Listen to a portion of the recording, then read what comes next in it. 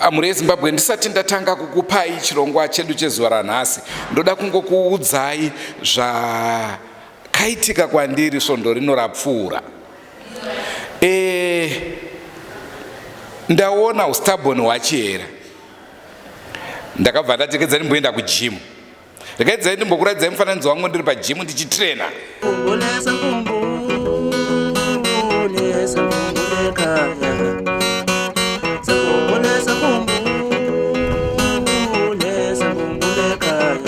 Mazvoonaka. Chera vakandisvikira ndiri pakati pekutrena. Ndikati ndahwinaka. Chionaiwo zvandaona vakuita.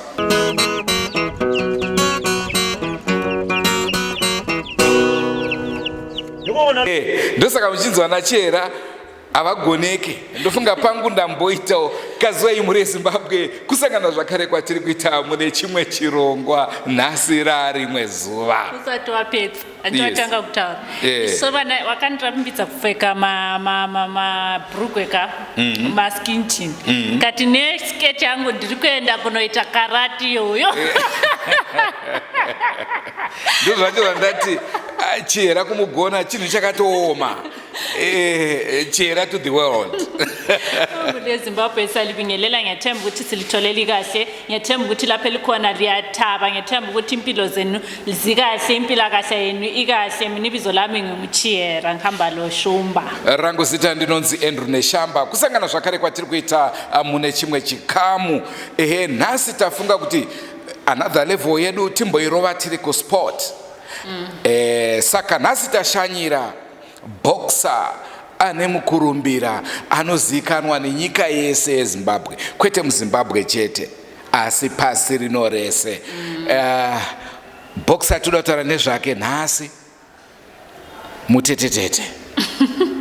Asi zvibhakera zvinobuda umu zvihombe. Nhasi pa another level tina Mosquito. Muli Zimbabwe namhlanje ku another level uhlelo lenu phela lolo luthandayo siyabe silo boxer wethu okwaziwayo nje eZimbabwe yonke jikelele kanye lemhlabe lelizweni amazweni animachiyechene angaphandle kwelizwe leZimbabwe bayamazi kakhulu ngoba hayi wayedumile kakhulu, abamaziyo bamazi phela ngokuthi nguMosquito. Vazhinji vaititi kona imi makuwandira kuvaimbi kuve sport muri kuvasire zvido zvenyu kunyanya, ndosaka tiri pano zuva ranhasi. Muli Zimbabwe abaningi babebuza phela ukuthi Chera kanti indaba lihamba kakhulu kulaba abahlabelayo, kanti laba abayenza ama-sports ke lizahamba nini? Sathi hayi mana sizihambele indaba zangikhona sililethele phela lineli kuthandayo ukuthi sibe khona yini Drewmas fans. Minute yega awa yega zuva rega svondo rega mwedzi wega gore rega tinogara chikurudzira muri Zimbabwe kuti don't forget to subscribe to Drewmas Media. Drewmas Media taking you to another level. Nasi tiri pa level repamusoro.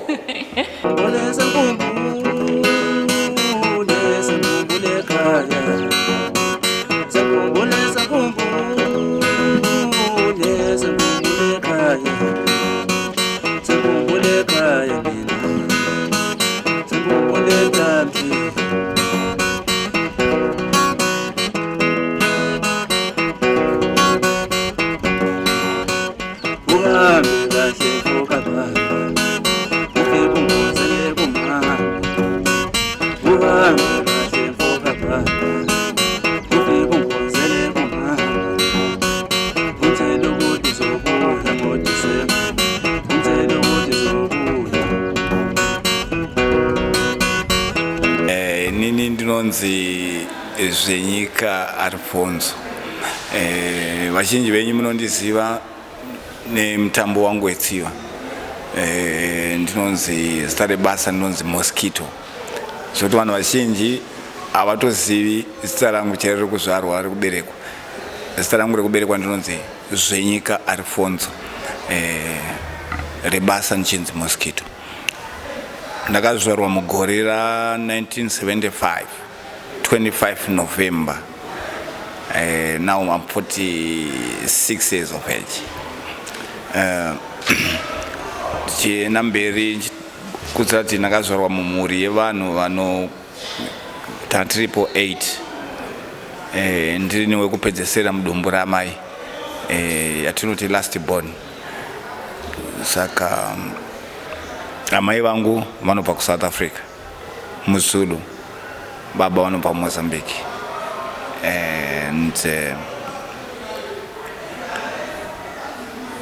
ndichigara muMbare, ndoma ndogara, ndoma ndakakurira ndiri, and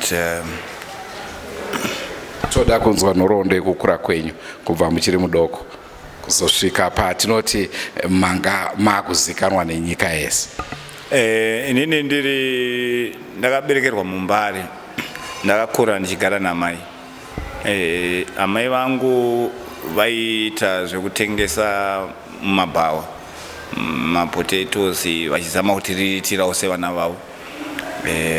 Asi nekuoma kwanga kwakaita zvinhu panguva yacho, ininiwo semwana ngari mwana wekupedzisira ndaimhanyawo ndichitengesawo fodya mumabhawa,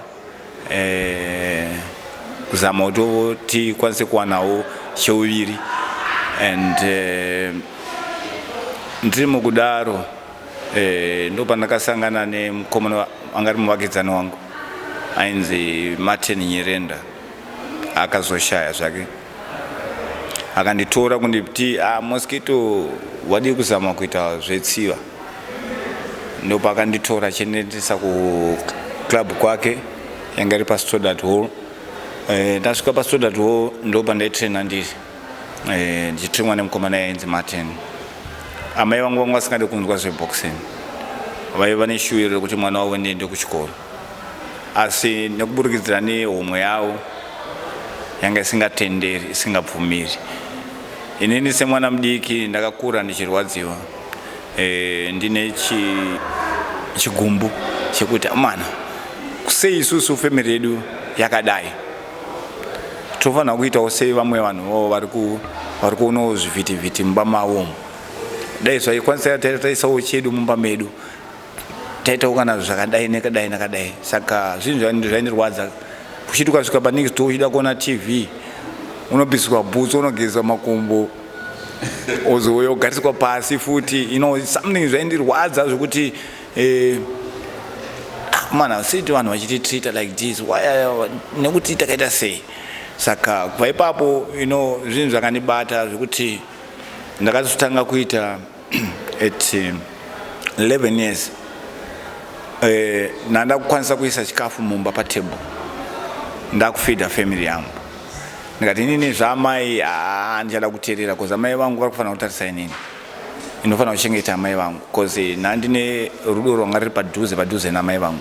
Saka ndakazotanga kuzoita zvanga zvisiri izvo, but neudikiwo nemumhuri mangu ndikati komana, ndopandakatanga kuita musikanzwa, ndakutora zvinhu zvausina kupiwa, kuona chinhu chiri apo utora unotengesa ukavha kumba, munhu akasiya dhoo rake rakavhurika opinda odayo kwandiri zvanga zvakutoita kunge chijairirwa because ndandati mhuri yangu kana yakadya zviri right, but of which I didn't nasingazive kuti ndiri kutokanganisa kana kukanganisira Mwari. But ndiri mukufamba nekudaro ndakati aiwa upenyu ina ndiude. Saka ndakazotanga kuenda kutsiva, ndakutora tsiva serious kuti da kuchinja life yemba mangu, da kuchinja upenyu hwangu. Saka ndopa ndakazotanga kutamba, ndofika first fight ndakatanga kutamba, ndakatambira ku Tom Wilson Morris Debo. Ndichitamba ndiri under ndairaidzwa aiva mutambi wetsiva ainzi Langton Schoolboy Tinaga. Ndadaro ndiwo pandakahwina fight yacho, ndavanapawa certificate, ndavandauya kumba, ndavanaratidza mai vangu ndikati mama ndozvandaita. Kubva ipapo muchemberi wangu amai vangu vakatanga kufara kuti mwana wangu enda unowina. Ramba wakatsika wakadaro. Ramba wakaenderera nebhora rako because aiwa ndazoona kuti une chipo chacho mwana wangu. Saka kubva ipapo amai vangu vakatanga kundikurudzira mumutambo wetsiva. ndakuzouya pane mafights ma open fights ayenzi ana wafa pekuti unongotamba nemunhu wese chero akakura sei akaita reba sei zvakazvisina basa at 11 years of age ndaipinda nevanhu ivavo because ndanga ndine kakurwadziwa kananga ndinako kanga kasiri kuonekwa nevanhu kuti munhu ane kakurwadziwa kainako. Saka ipapo kubva ipapo ndo pandakatanga kuenda pamaofoafo ipapo ndichinotamba mutambo wetsiva ndichirwana nevanhu vaombe zvokuti vanhu vakawanda vaindityira vachineti pamwe ndinokwanisa kurohwa ndikafira muringi ndikaita sei, asi through basa rangu ndaitamba nchidaiso nchivarova kubva ndo pakazobva zita rekuti Mosquito. Zvoti zita rekuti Mosquito rakatomborwirwa vanhu vakawanda ndaitombovarova singaite ngoba ndiri Mosquito chete ndaikuaka newe. Saka until mukoma wangu azonditi ona mwana wamai ava vana ndo vanokusapota ndo vekwako ndo mafans ako wakanaka kuti Mosquito chingoti andeipi because pano kuti Mosquito anenge achifunga kuti vari kuita sei vari kukudena. Saka iwo ngosumudza ruoko weva munhu unoona mangwana havambofa wakadaro ndo zvandangoitawo kusvikira nazuva razotekeshera kuti Mosquito. Ndo pandakaramba ndichitamba mafights ndazoenda kucamping yema-All Africa Games a1995 aifana kutambirwa munomu. Ini ndandiri kucamping kumagunje ku332 kuAMU ndandakutamba ndakamirira ZNA chitrainwa na the late muchagabvu vainzi vaPetrus Masiyambumbi. Saka ndiri mudaro ndiri koko ndo pandakatambira message yekuti amai vangu vanga vaita sei vanga vashaya. Ndo pandakatambira message yekuti amai vangu vanga vashaya. Saka ndiri papo zvinhu zvakandirwadza kuburikidza kurwadza zvekuti ndichisvika kumba pakagadzirwa ma-traveling documents anogadzirwa nearmy kuti taifamba nemabhazi. Saka ndaisvika ikoko ndo pandakazodzoka kumba. Ndadzoka kumba zvikanzi amai vako vakazovigwa nezuro but vaifanira kuvigwa nemusi weMonday but Tuesday vanga vakamirirani iwewe. Saka ndakazosvika iri Wednesday vavigwa Tuesday. Saka vanazongonoona kwavanga vakaradzikwa. Saka ufuichi zvinhu zvekuti nemadirwa andaitwa namuchembere neboxing nezvakaitika mumutambo wetsiva ndirimo kuti ndakarasikirwa nyakutumbura ndiri kutraining kuti ndiregedze mutambo wetsiva zvinondirwadza. Saka muchiona ndichiona kuti no at least ndikafambawo nevechidiki vasati vakuziva kuzvionera kana kuti vasati vakuziva kunzwisisa kuti chinonzi upenyu chakambomira sei, nekuti ndinoburikidza ndozvitora pamufananidzo wangu inini kuti inini wacho handina chikoro handina chandinoziva munhaurwa dzechikoro, asi ndakakwanisa kukwira ndege kuenda kuna UK, Scotland, England nemutambo wetsiva ndisina chikoro. Ndikaona kuti ndikaitawo yangu ino boxing academy yangu inonzi Mosquito Boxing School of Excellence yekuti tine ma-street kids vane chipo, they've got talent, vane chipo chakapfuura chipo changu. Saka vana ava vanoda kuonekwa vodzidziswa chinonzi unhu chii, ndekuti waindichitora kuti ma-street kids nekuti vana ava vana vekuti vabereki vakatoluza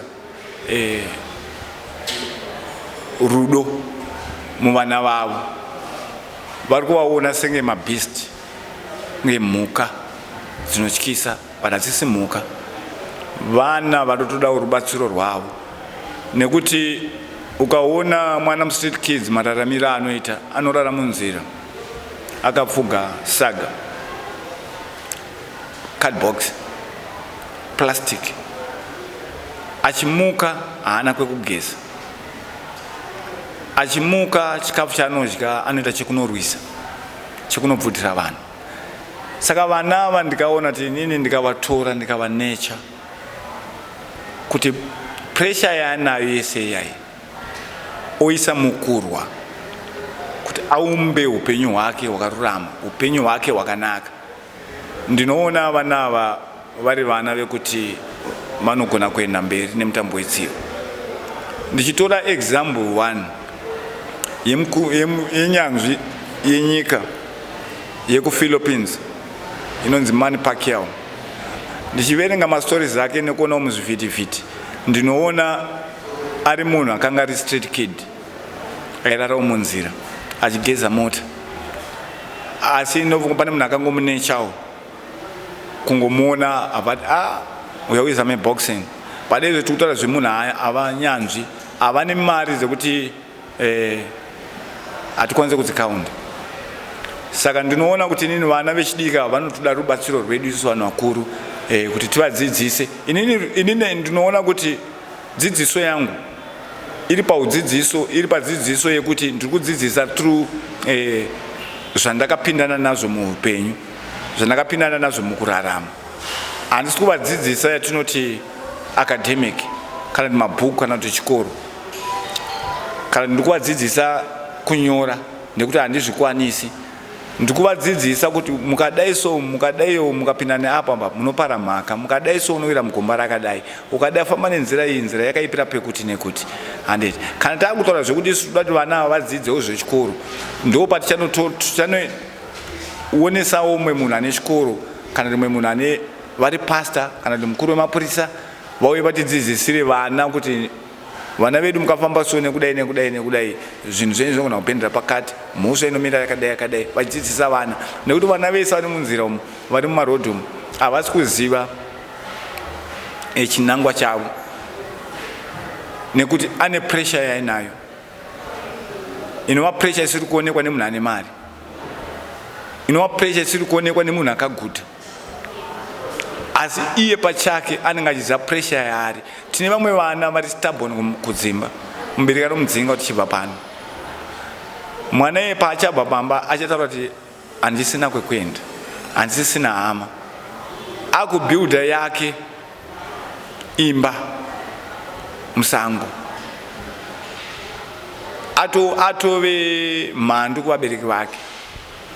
Saka inini ndinoda kungoti ndichionesawo vabereki vedu kuti inini basa randinaro harisi basa rangu ndega, ibasa renyika yeZimbabwe tese nevari mucommunity, kuti ngatibatsirei vana vazive remangwana ravo. Inini ndinotaura turi inini pachangu, handidi kutsvaga vekunze kana vechi.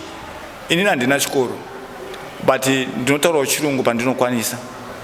Kana vakaseka kuti Mosquito apa apodza, but ini ndikuzati inini naMwari wangu akanipa kuti nditaure chirungu.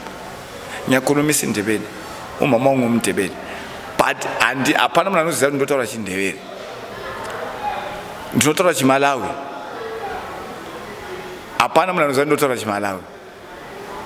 Nekuda kwekuti vanhu venyama tinorasa vana vedu kuburikidza nechakaipa chake, but munhu wese anodzoka kuvanhu, munhu wese anonzwisisa, munhu wese asina chikoro ane nzira yaanoda kutaurirwa naye kuti anzwisise kuti zvandiri kuita izvi zvakamira sei, zvandiri kuita izvi zvakamira nepapi.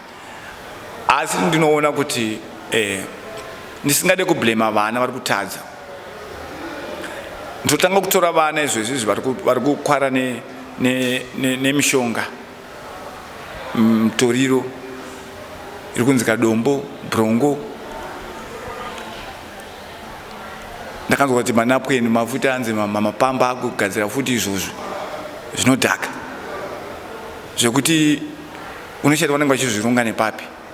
Tikunzwa kune anonzi mabhaulbu amene akamira sei, but vana vedu nawo vakuenda vamwe vacho vakutorasika njere, kuburikidza nekuti panguva yatakakura isusu takakurira macommunity, manga mine maclub, waichuza zvakuda kuita. Ukada unotamba bhora, ukada unotamba basketball, ukada kuenda kukarate, ukada kuenda kunoridza piano, ukada kunotamba madhatsi ndiwe, ukada boxing ndiwe.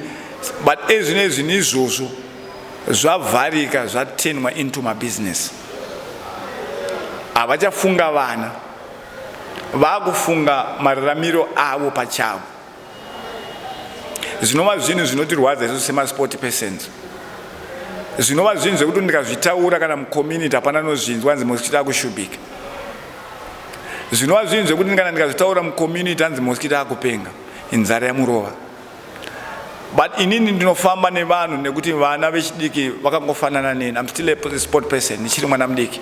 Ko ndikunodhira nevana vadiki, ndinodhira mental illness people. Ndofunga saka Mwari achindinyima mari kuti ndiite imba yangu kana kuti stand yangu. Because akandiona kuti Mosquito inokodzera kugara mucommunity imomo uchidhila nevanhu ava. Indotaura nemunhu anopenga kupenga unoti anopenga mental uya. But kumandiona ndichitaura naye murodhi unototi unoshamisika utoti vanhu vari kucommunicate chiya. But chitotaura zvinhu zvine musoro. Pakangosvika munhu wechi3 munhu yatovhurika zvinhu zvake zvatorasika. Saka kuratidza kuti ndine chipo changu chandinacho chekutaurawo nevanhu, chekuti vanhu vandinzwisise kana kuti ndivanzwisise. Ani muri kuona, ndinoda kutaura nini mucommunity kuti ngatibatsirane kubuilda vana ava. Inei ndinotenda mukomana wepanapa anonzi Nato Francisco, Sensei Nato. Kanda kutaura pakukudza turu nebasa ravo, vanonzi Sensei Nato na Sensei Paul. Vakandiona nandine gym yangu kustodat, ndikati Sensei nda kushanda nemi pano. Vakandibvumira kushanda navo pano. Nditori munhu wari kuda kutoitawo zvinhu zvake. Nembiri handinayo munyika yeZimbabwe, nebasa randakabata munyika yeZimbabwe handisi kudhimanda kana kuita sei, asi ndinoonawo ndekuti glazi rangu munhu anondiona achichema neni achindaura but Mosquito nebasa raukabata nepauri apa hazvienderani, hazvipindirani. Saka anotondipa dzimwe pfungwa dzekuti ati saka ndofanira kunge ndiri papi. Saka ndikutaura ine case yekuti ndiri munhu anotodawo place yake yekuti na 5 o'clock makuseni ndofanira kunge ndivhura 5 o'clock. Gym yangu yandoti gym yangu panonzi paMosquito panenge pane mabrand akanyorwa yaMosquito Boxing School of Excellence, kana pane picture yangu kana picture yevana vandiri kutrain. Kubudikidza nekuti mbiri yandakaita munyika yeZimbabwe haisi yekutamba nayo kana kuti ndeyekuseka nayo. Ndosaka muchinzwa vakuru vachitaura kuti chikomo chiremera kune vari kure vari pedyo vanotamba nacho. Ndinozviziva kuti pane zvakawanda zvinoitika here and there. Munhu wese ane mistakes ake. Semwana mudiki anenge achangokura, munhu wese ane mistakes ake pakubata mari kana kumasatombobata mari. Asi kana wajaira kubata mari, mari haichazombobatika sekufusizo waisiita mandezo uchiri mudiki. Pandorati kuti nyika yeZimbabwe izive kuti munhu wari kutaura naye munhu anoziva, ava kuziva upenyu, ava kuziva kurarama, ava kuziva kunanganisa zvinhu zvake. Ndinotaura munhaurwa yapo achitaura mushoko raMwari, anotaura kuti pandaitaura, pandai ndiri mwana mudiki ndaitaura semwana mudiki, pandakava murume ndakanga ndakutaura semurume. Saka kuratidza kuti upenyu hune malevels. Pane level yeumwana mudiki, rezera rechimwana, pane rezera rechikomana, koza zera rababa, munhu akuzivana nezvaari kuita. Shwiro yangu inini ndeyekuti dai ndakwanisawo kuwanirwawo pekutraina, pekuti ndiite zvandiri kuita, zviri zvinhu zvekuti ndikatora ma-street kids aya vanonge vari under the roof yechinhwani, nekuti ndikati nhasi ndavatraina vadzokera mustreet, mangwana ichandipandukira futi kuti Mosquito akutraina mahooligans, Mosquito akutraina mhando, Mosquito akutraina vana vari kupara mhosva, nekuti vana vaya vanenge vasina kwekuzvipracticera. Saka mwana akagara ari muyadhi yakafanana neyadhi nekuti muno munhasi vari muboxing, mangwana vari mune room yechechi, mangwana vabuda muchechi vari kuona mafirimu mune imwe room vambotamba vapa refreshment yekuti vambobuda panze vatambe muyadhi noti kuroad sokuti vana ava ndenge ndichikwanisa kuzovaone pawo kana kuti time yekuti kana kuti ndingavapa kana 3 days kuti vamboendawo kumbonoona vabereki tichidaidza vabereki vacho vachiuya vachianalyza nevana vavo vachisoseta nevana vavo muacademy zvokuti zvinova zvinhu zviri zvokuti vamwe vanhu vangaona kuti aiwa nyika yedu ine chipo ine talent. Right, muri Zimbabwe ndofunga muri kuanzwa mashoko ari kutaurwa naboxer Mosquito.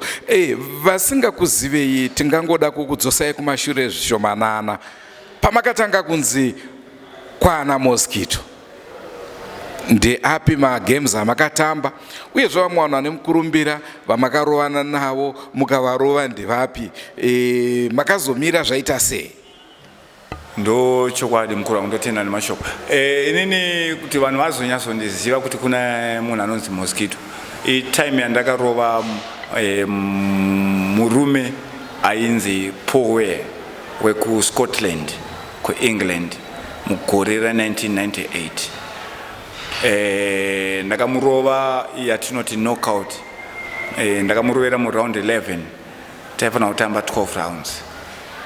Ene ndikafurangarira fight yoyo, fight yaifana kupera mu 10th round.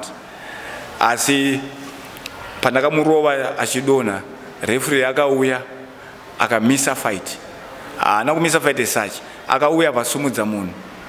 Pane kuti amukaundire yatinoti the 8 mandatory count. Ana kumukaundira, akangomusumudza vamupukuta maoko avamuti box again. Avadzoka muring. Ndiwo pamunozoona mapanja andinokanda muzvibhakera zvangu zvekuti ndiramba njiruwa munhu bye bye. Dzinge dzahasha neshungu dzekuti vana vada kutobvuta bhonzo remwana pamuromo pake. Saka zvitendere zvakadaro. Saka ndo pandakaita Commonwealth champion. After 6 months dzapera ndakadzokera zvakare kunyika iyo yeScotland ndikanotamba na ainzi Keith Knox. Ndi defender Commonwealth. Ndikamurova mu round 8 knockout again. Ndakazodzoka muna December after 6 months futhi dzadarika ndikanotamba nemumwe wacho ainzi Damian Kelly. I managwa na manager nemukurumbira wakanyanyisa. I manager wangari manager wa Lennox Lewis ainzi Frank Malone.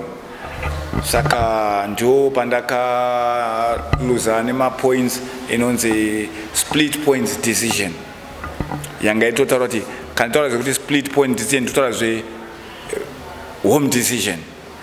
Yekuti mukombe atingaupe munhu auya munyika. Rikatisare nemukombe wedu tiene tagure mukombe uyu. Asi takadaro sezvisinei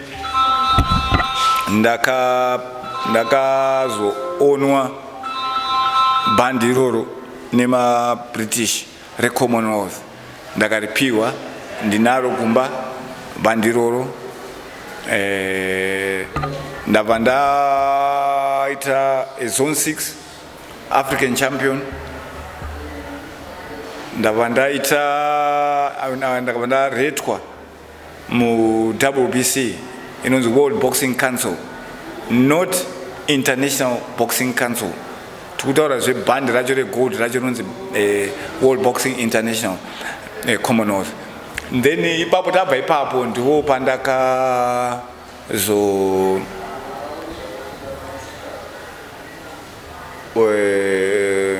and I became a Zimbabwean champion, flyweight, bantamweight, super bantamweight. Ndakabata mabhandi wayo emunyika yeZimbabwe. And ndichienderera mberi ndiri mu inonzi Zimbabwean Hall of Fame. Saka muchiona ndiri pano nenyauro yeboxing. Tingada kuziva pamakatanga kuita mukurumbira muchivarova paya. Imimi saMosquito maisangana nevanhu vanotyisa mamonya. tii chaiuya mubrain dzenyu musati matanga kana kurovana nemunhu uchingomutarisa chete sokuti ndo hondo yandakusangana nayo iyi? Right, zvinoitika munyaya dzetsiva, mutambo wetsiva unotyisa chokwadi ende hana inotorova uchipinda muringi, asi paunotambira chibhakera chekutanga kana kuti chechipiri miri wako unotokutaurira position yawave kuti is do or die, kuzvivhara zvibhakera kana kuzvirekedza zvichikuponda kana kuti kuponda munhu.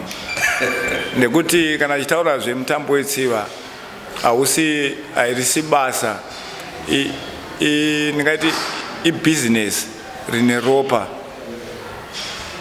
ibusiness rine ropa rekuti harisi rekujairira kana rekutamba naro, and ndinoona kuti it's like a spirit iri mune munhu ndiyo inenge yakushanda panguva yezvibhakera, ispirit.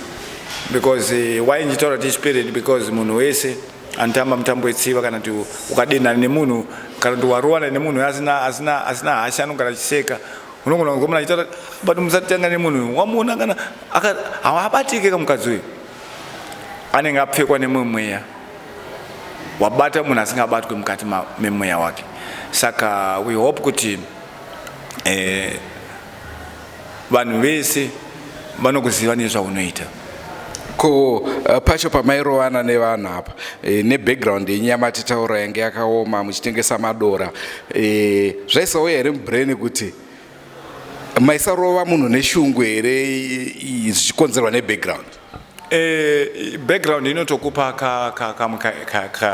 kadhati kaenergy zvekuti vanhu vakakuona uchizviita vanofunga kuti munhu ane mushonga akabata akaromba akaita sei, asi pasina zvinhu zvakadaro. Iri pressure yelife yakurarama uchizama kuchinja upenyu hwauri kurarama kuti uende mberi. Saka ndinovimba kuti pressure iyoyo inotoedha something mune zvaunenge uchiita. Chimwe chinhu chinotobuda kana kukupa uturu wemunhu, because unenge uchitoexpecta kutorova munhu kuti afire muringi, but zvinozongorambawo hazvo ndekuti zvinhu zvine marules. Muchirova vanhu kudaro maane mbiri muZimbabwe, maakuzikanwa paya, tingati hurumende yeZimbabwe pane zvayaikuitiraiwo here kubudikidza nekurumbidza basa renyu? Pane here zvamakamboitirwawo nehurumende kuratidza kuti hongu tina boxer ari kusimudza mureza weZimbabwe? Ndinotenda nemubvunzo iwoyo. Munoona mukuru nanhasi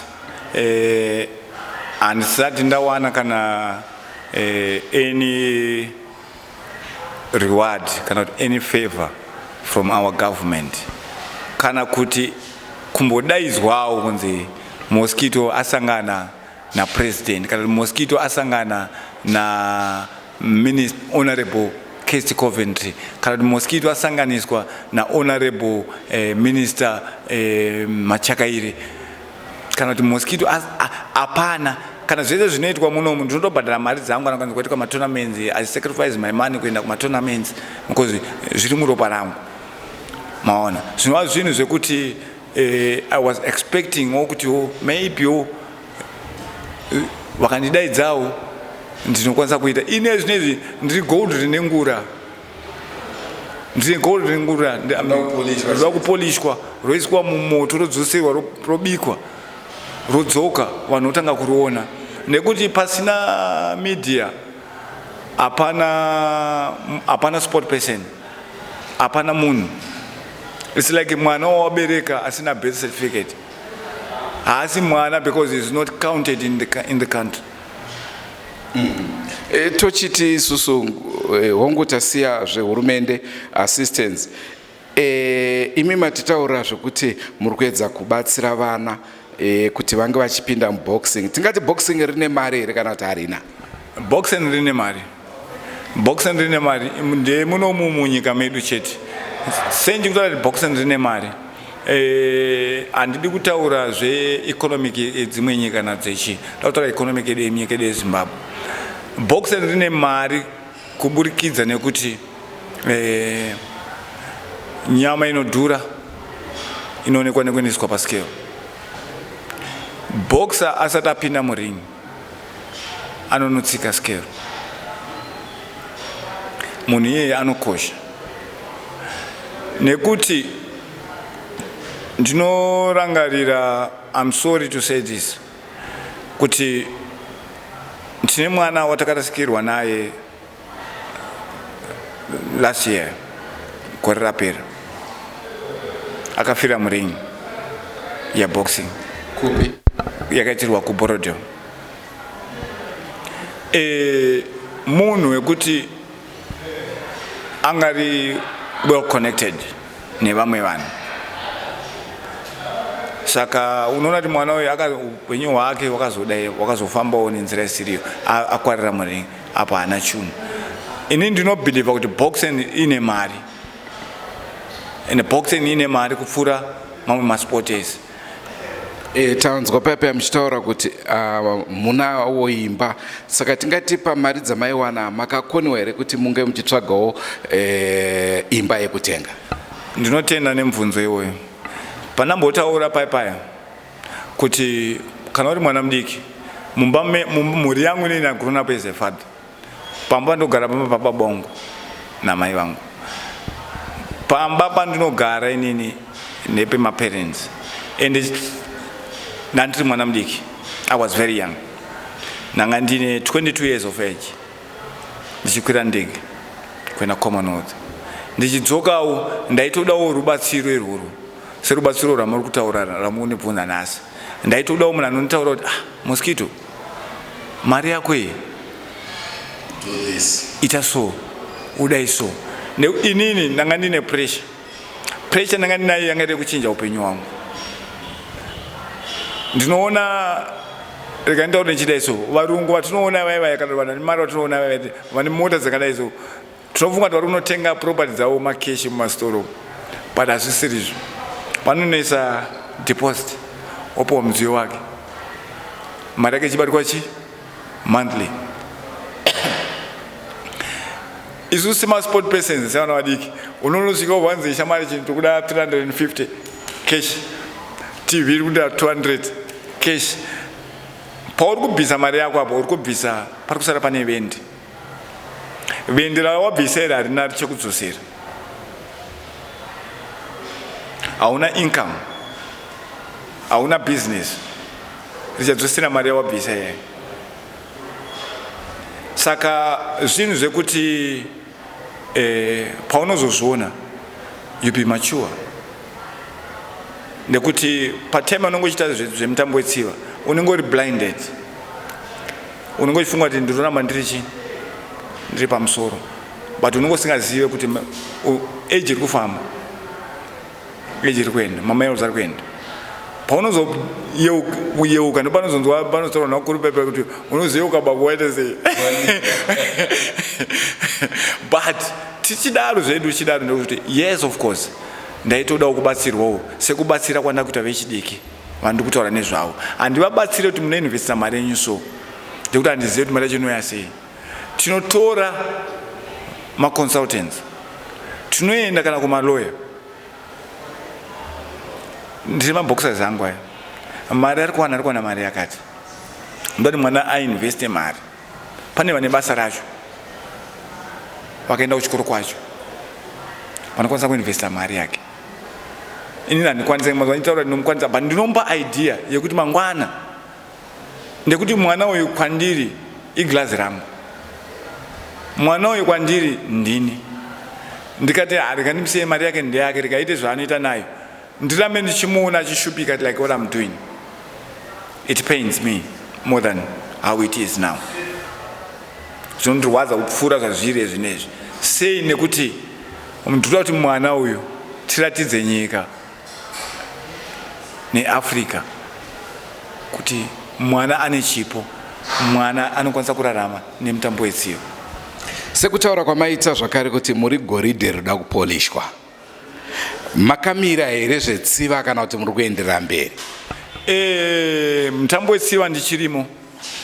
Kana nditaura ndichirimo, ndiri kutamba nevana vadiki venyika yeZimbabwe, vasikana, vakomana, varume vada kudonhedzwa mumatumbu, Paripana matumba singaperi matumbi marika. Ndanga ndakutofara kuti ini rangu harisire mari dumbu asi ndoda kuti ripere. Aiwa toripedza mune masvika mumusha chavo chavo kupedza dumbu. And chinhu chandinoda kutaura inyaya yekuti zvinoitika munyaya dzatiri kutaura nezvadzo is very rare. Very, very rare and very tricky. Ukaona pane vamwe vanonyebedzera kuti ndikukubatsira kusumuka akakutsika pauro, especially in our country. Ndo zvanyanya kuti most of vanoziti manager, trainer havana moyo rudo rwekusumudza munhu, vada kuguta kwavo. Mari ichanowanikwa namanager uku haipiwe iwewe yakawanda, achauya kwauri osvika pamba pako napamba pako ukadai so dhasi rinenge richibuda. Akutoona nechikafu chaunodya pamba mako kuti udya chikafu chisina mafuta, haukwanisi kuafonda nyama.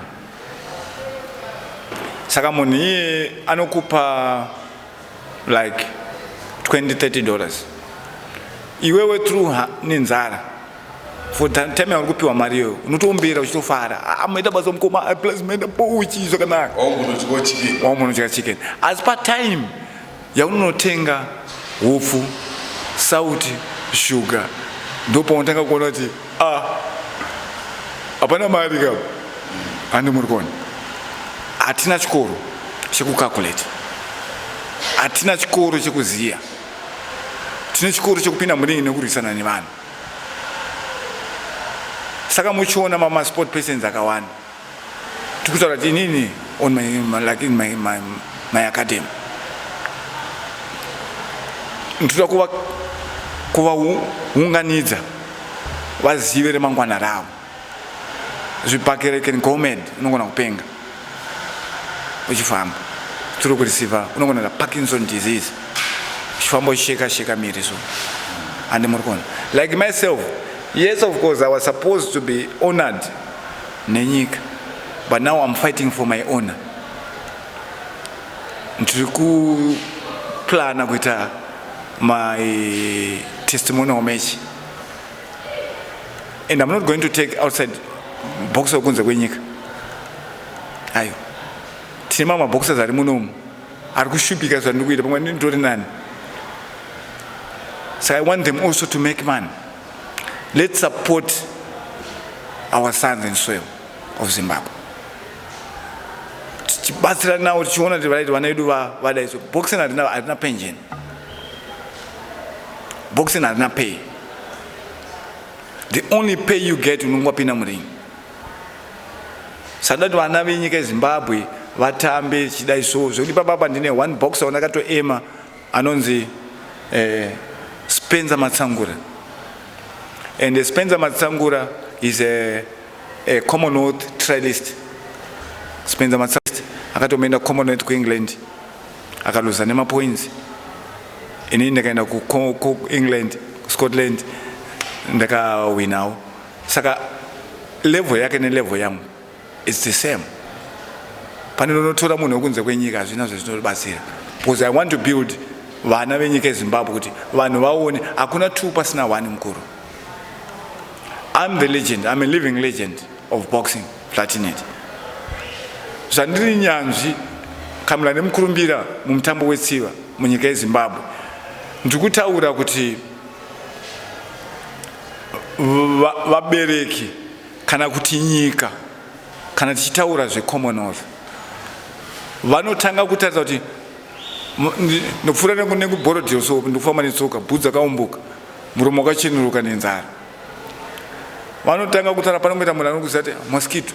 Unongomanicha, is that Mosquito? What is tiri kunyepa iwe? Ndiye Mosquito. Mira uone.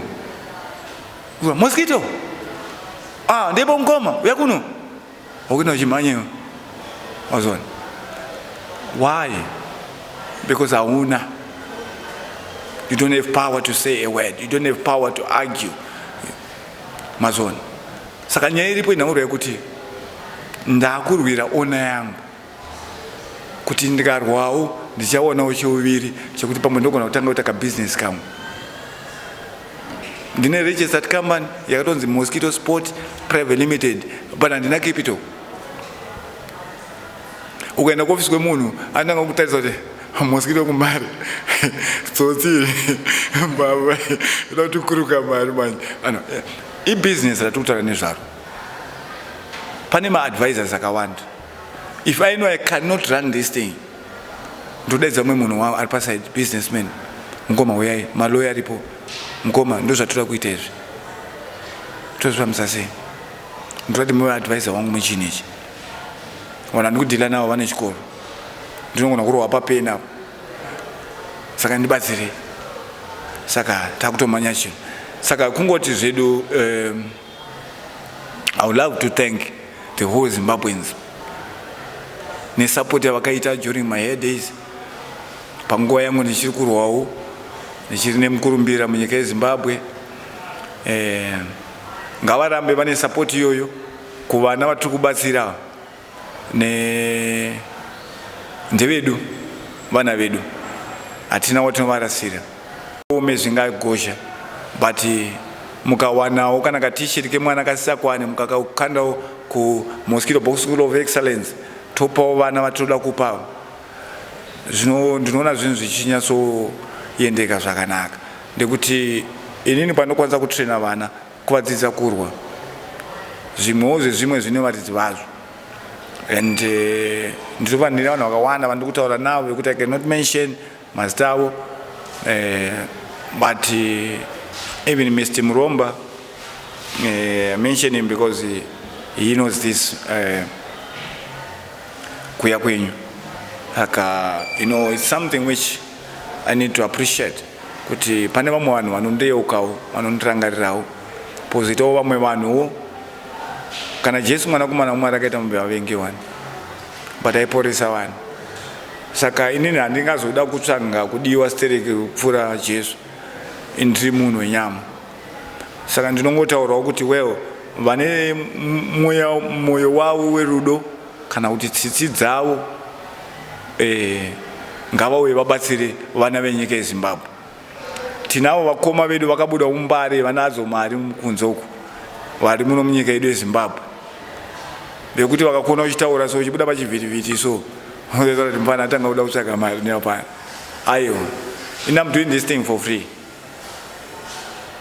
Because ndikataura kuti munhu anogona kupa $10 a month, vanobhadhara vacho. It's kwandiri zvangu ndoita, yes it's a man, but haisi mari. Nelevel randakasvika, ndo rinotaura kuti ichi chibaba ichi aikona kuda kuzoda kuenda kundiyeuka ndakunzi Mosquito akufamba akatakurwa nevanhu 6-7 akatarisa mudenga, makuda kuti munondiziva. Patime pamwe chandiri kuraenzara, but when I was moving in the street minditseka, hamuna mubvunga kuda kundipawo mvura, hamuna mubvunga kuda kundipawo bhanzi. Saka ndingotaura kunyika yeZimbabwe kuti handisi kukutukai, I'm not saying I'm stubborn kana kuti chii, but ngatibatsirei vana vandiri kubatsira, vanodawo maoko enyu. Ndekuni maoko angu akasungikana, handina mari. Ndichatraina munhu muno, mwana achabuda nenzara, achanorwisana nemunhu panze apo achida kudya. Tinotenda zvikuru nemashoko enyu. Taona kuti nhoroondo yacho tikada kuramba tichitaura aiwa haingapere. Tinotenda zvikuru nenguva yenyu yamatipa. Tinotenda zvikuru savakuru vangu. Anga ari mafaro edu muri yeZimbabwe kunge tichitandara nemizuva ranhasi. Wainzwa sei nawo? Muli yeZimbabwe ngethemba likhona izwile lithabile yakwazi ukuthi kulabaningi abalembuzo eminingi esingakwanisiyo lathi ukuthi siphendule but lapho esikwanisa khona muli eZimbabwe saliphendula lizwile ukuthi uMosquito ukuthi ezefike ukuthi yena ikubizo kuthiwa nguMosquito kwahamba njani ukuthi yena ukuboxing yakhe kwinokwakumzimela kwinokwakumenza sibile ezefike endaweni afika khona ngiyathemba ukuthi lapho elipho khona muli eZimbabwe kulabanye abayenza isport kulabanye abayenza into ezitsheyeneyo ukuthi uzofika ube ngumuntu oyazakalayo kufanele uzitshele wena phakathi ukuthi hayi into nxa ufuna ukuyenza kufanele uyenza kulandaba ukuthi nguMosquito kumbe ngushumba uhamba uyelwa lamashumba unguMosquito asithi ngafari yedu muri eZimbabwe pane mashoko ataurwa naMosquito andibata ndinokuzivai muri eZimbabwe muri vanhu vanobatsira hanzi izvona mukoma Mosquito unodzidza kubva mamistakes yes vari kutaura ivo kuti vangadai vari pane chimwe chidanho asi mistake iyo havadi kuti iitike kuvana vechidiki uyezve paroda kubatsira vana vechidiki tiri kutarisa isusu street kids street kid anombonzi street kid ndiani vamwe vacho vana venyu vamakaramba kuchengeta imimi izvo zviso zvandiri kutaura izvo hana dzimwe dzakurova kuti mwana wangu uye ari kupi eka tinozviziva zvinowanika mukurarama asi chandakukumbira ini muri eZimbabwe ndechekuti isu seDrewmas media toda kumboitenga kanyaya iyi unoziva unonzi kutenga nyaya kuitora toisa maoko medu tinoda kuti tibatsire mukoma Mosquito hatina mari uyezve tinoziva futi kuti imimi hamuna mari but the moment yatinosanganisa sendi vambotaura wani kuti haukwanise kuwana 2 usina 1 handitika saka toda kuita metsi panapa ngatimboti vanogara mumusha wembare ini ndikawana $200 ndinoziva kuti $200 inokwanisa kunditengera bhero rembatya naika pobva paita vanhu 5 vari kuda kuunza $200 tani $1000 handitika mukoma Mosquito vanoziva mastreet kids mukoma Mosquito vanoziva vanhu vada kuyamurika tareza $1000 tomboti handi totenga mabhero handitika votengesa hembe ivo vapfana ivo vanoziva maskiri ekuita sei ekutengesa toda kuedza kulimita macriminal activities munyika zvaya zvokuti ndikaenda kumbade ndonobirwa ndozvatoda kuedza kulimita sakani tikakwanisa kureza mari iyoyo vakatengesa pa $1000 yatinenge tavapa which means vanenge vanokwanisa kureza imwe 1000 kana vane imwe 1000 vane $2000 havachaudzirwe zvokuita vakuziva we are talking from he was talking from experience ndinorangarira zvikuru sei rimwe gore ndiri kuZBC mashefu angu akandituma kumbare kuti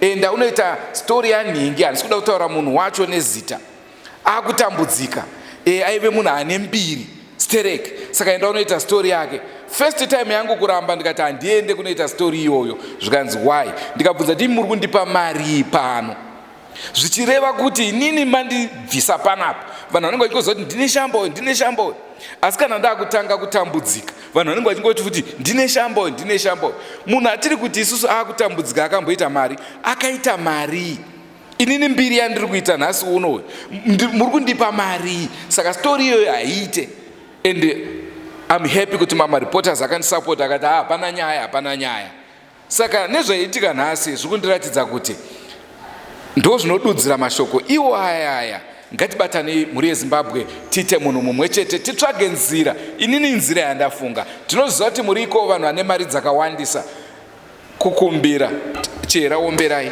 aiwa tateterera ngatibatanei timboratidza kanyika kuti aiwa ataura kuti hurumende hapana zvayakamuitira ngatiregedzei kumira kuhurumende iwe neni tine basa tinokwanisa kushandura nyika inoi kuipa imwe image. Muli yeZimbabwe njengoba lemuzushumbe ekhuluma ukuthi uMosquito ade ekhuluma ukuthi esaqala ukubamba imali wayesasemncane liyakwazi ukuthi nxa usasemncane ungabamba imali ongayijayelanga so uyenza into zonke nje owawuzicabanga ufuna ukuzenza ukhohle ukuprioritize but namhlanje uthi hayi sengikhulile yikho ngaqalisa phela ukuthi nginanzelele ukuthi ngabe imali liyana ngayenza so but hayi isikhathi asisekho phela isikhathi siyadliwa ngumangoya asimeleli thina so khathesi uthi yena isifiso sakhe ukuthi ekwanisa ukuthi ebe le ndawo yakhe ebizwa kuthiwa i-Mosquito boxing or whatever but ebikwanisa ukuthi ithatha ama-street kids abantu labana sithi balahliwe or banjani njani ebakwanisa ukuthi ebagrume kube ngaba-next upcoming Mosquito boxers. Muli yeZimbabwe sikufuna ukuthi likwanisa ukuthi limncedise ekwanisa ukuraise ama-funds ukuthi la ekwanisa ukuphila labantu bona laba befuna ukwenzani ukuthi ebagrume so muli yeZimbabwe ngiyakwazi ukuthi liyakwanisa ukuthi lisincedise ngiyakwazi ukuthi bakhona abalenhliziyo ezibuthakathaka lalabo abalenhliziyo eziwomileyo lingayenza phela zibe buthakathaka siyakwazi ukuthi liyamazi uMosquito umuntu odumileyo ngiyathemba ukuthi lapha likhona lani lizezwa lithinteke ezinhliziyo ngatiregedze kumirira vanhu vanoti inanda mari kunetsekana isu seDrewmas media tina mari asi tinoda kuti svondo iro rino ratiri kubata iri titsvage $200 topa mukopa Mosquito iwo kana uine $20 uya ane 40 uya ane $5 kwete yekuzotumira $1 rekuti munhu kuti uende kubhengi unenge washandisa $1 kuti unotora $1 hazvizobude. Isusu senguva dzisi togara tichikutaura kuti hatina mari asi ishuviro yedu yekuti tione Zimbabwe yapane imwe stage. Zimbabwe yapatinoda another level. Ndosaka chiti Zimbabwe ndini newe ngatibatane muri yeZimbabwe. Ndinotarisira namba dzamukoma Mosquito muchidzida tinokupai mahara vanoda kuvabata tinokupai namba dzavo mahara vafonerei motitaurira yewo pasi ndiri kuti munhu mukaita 1-1 mukavatumira $20 vanoona pasina mari vanozokopedzera kuti regedza nditenge cooking oil yofa yakadaro saka ndichida kuti mari iyi tibatanidze auya ne$20 auya ne$5 auya mabusinessmen kwamupfumi uko kwamutare tina mupfumi vamupfumi nezida renyu rekuti mupfumi huyai mubatsire Mosquito tina vamuduri kukadoma uko ndimi makatsigira vaimbi nhasi uno ndiri kuya kwamuri futi ndichiombera ndichiti aiwaka ndinokuzivai muchibatsira ngatibatsirai Mosquito toda kumusvitsa paanother level tigozouya isusu after 4 months tokuudzai kuti Mosquito apane rimwe level. Ndinotenda muri yeZimbabwe nenguva yamatipa rangu zita ndinonzi Andrew Neshamba mina nginguchiyera imbomira boxing chiyera tangamira gym nendumira otherwise inini ndangandichitira gym nyaya yedumbu riri kuramba richidaiwo kwemi boxing muri kuitirei ku exercise. Don't forget to subscribe to Drewmas Media. Drewmas Media, taking you to another level. Goodbye, my friends. Goodbye, my friends. Wakamboonana, tichazoonana nerimwe zuva hama dzangu. Goodbye, my friends. Goodbye, my friends. Wakamboonana, tichazoonana nerimwe zuva hama dzangu. Ini ndokwenda kubasa kwangu. Iwe makiwe mkaranga.